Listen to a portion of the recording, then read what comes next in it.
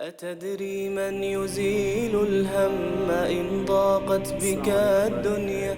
Brothers and sisters in Islam, welcome to the 20th episode of our Friday challenge. Today is the 16th of Rabiul Thani, the fourth month of the Hijri calendar, 1441, which is the 13th of December 2019.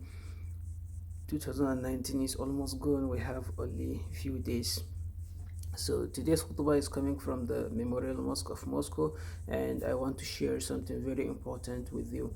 This message is about how Allah, the most beneficent, the most merciful, help his servants when they're in need. So we know if we are sincere and we have good intentions in what we're doing, Allah will always help us in many ways.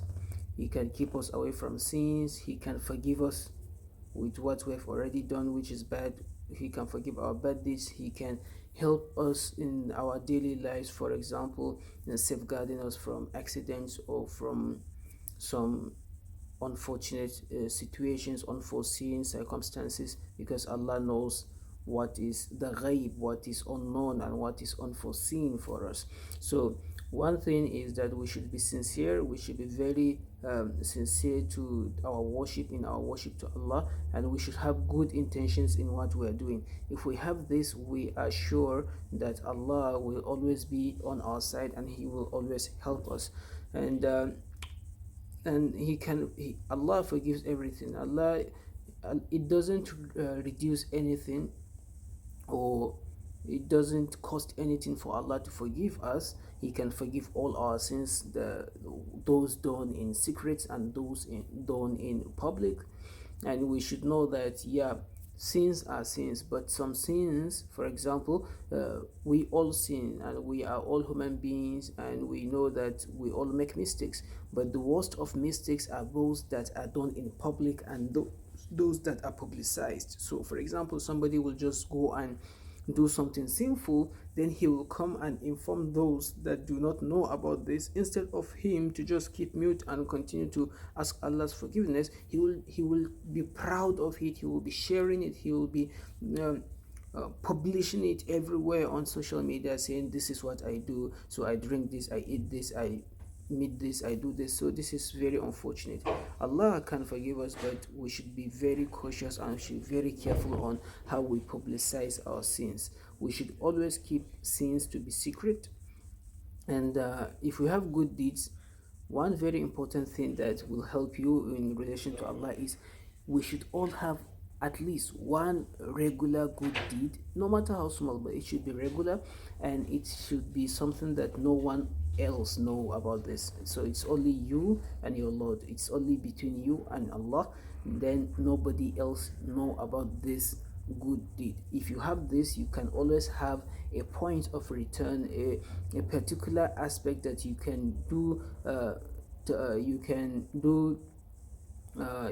So like you will have this rope, or you can connect this with Allah. You say, oh Allah, I do this only for you and nobody know about this. This can be like you'll be helping an old person in your street nobody used to help, or you have an orphan that you always give something, a gift, and nobody knows about this. And maybe you have a tree that you always pour water to eat, or you have a dog or a stray dog or a cat or any other animal that you always feed, or you have a blind person that you always help. Anything, it doesn't matter, but it should be regular and it should be done sincerely, only for the sake of Allah. May Allah accept our good deeds. May Allah accept our deeds in public and in secret. May Allah protect us from riyah, so from showing off, and may Allah grant us goodness in this world and the hereafter. May He forgive all our sins, known and unknowns, secret and in public. And that's it for today's reminder. See you next week, inshallah. And if you benefit from this, please consider sharing it to others. Thank you. Assalamu alaikum wa rahmatullahi wa barakatuh. Yawa da abokan arziki, barkamu da sake saduwa a kashi na 20, har an kai 20. Kashi na 20 na kalubalen juma'a. Yau shine 16 ga watan Rabi'u Thani, wata na hudu kenan a hijirar kalanda 1441, wanda ya daidai da 13 ga watan Disamba 2019. Shekarar 2019 ta kusa karewa.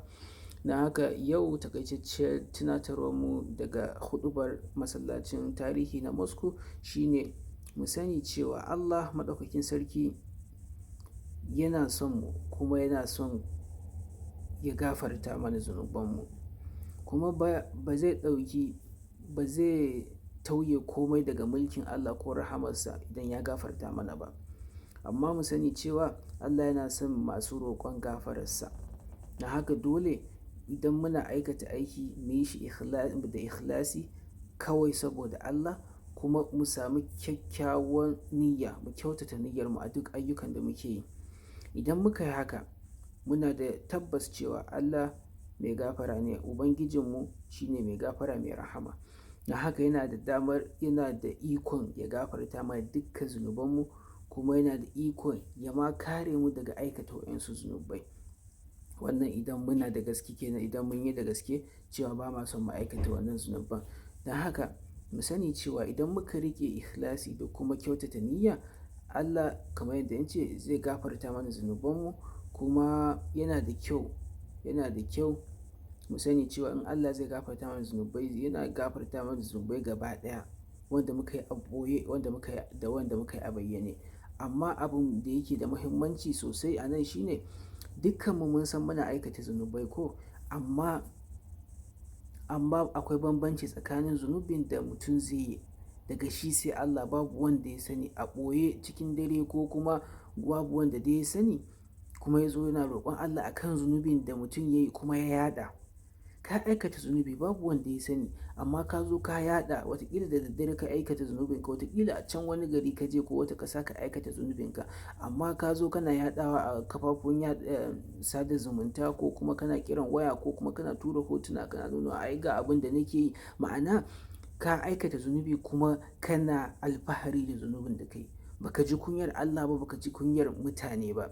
Na haka a nan sai ka tanadi wace addu'a za ka yi, ko kuma wani abu za ka yi da Allah.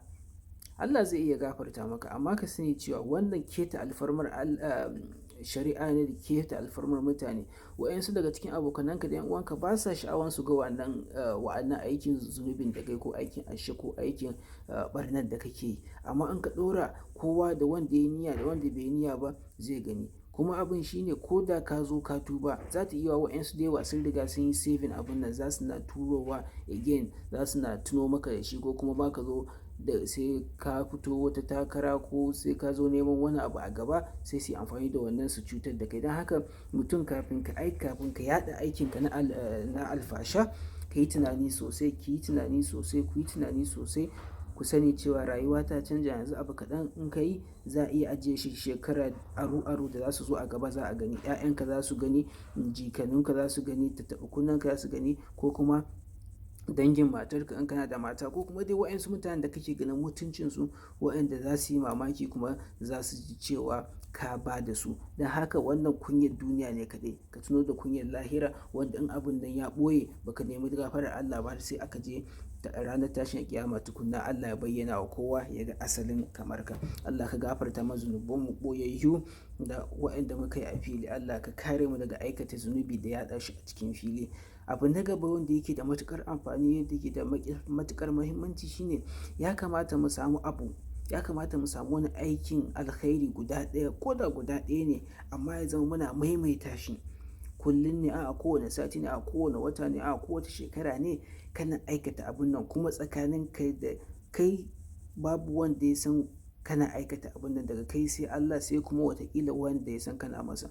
Watakila kowane wata za ka ɗauki kaso daga cikin albashinka, ka sayi abinci, ka je ka ajiye a ƙofar gidan wani. Kowane wata haka kake yi. Ko kuma akwai wata kwata da daddare tana damun mutane a unguwa, kowa baya so ya taɓa, amma da daddare sai ka zo ka yi aiki babu wanda ya sani, kowane sati ko kowane wata. Ko kuma akwai wani maraya wanda iyayensa sun rasu, kaza, mamansa tana da shan wahala, sai ka zo kowane sati ka ɗauki 1000 kaza, ka je ka ajiye a cikin aljihun rigarsa, ko kuma ka bashi, shi bai san ka ba, kai baka san shi amma kai ka san shi, ka ce kai wa mamanka. Wayansu taimako wanda da kai sai Allah.